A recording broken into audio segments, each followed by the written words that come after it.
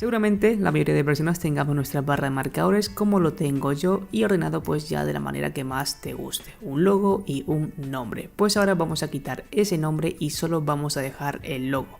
Por supuesto, eso es recomendable para aquellas personas que ya estén familiarizados con el logo. Por ejemplo, Amazon tiene un logo muy reconocible. En cambio, Trello, por ejemplo, no es un logo muy conocido. Y así que tú ya tendrías que decidir si te interesa dejar el logo o no. Y lo bueno de todo esto es que vamos a ahorrar mucho espacio en nuestra barra de marcadores pudiendo guardar más páginas. Y empezamos ya con nuestro ejemplo. Vamos a hacerlo con Instagram. Para ello, clic derecho, le damos a editar, borramos el nombre que tengamos puesto.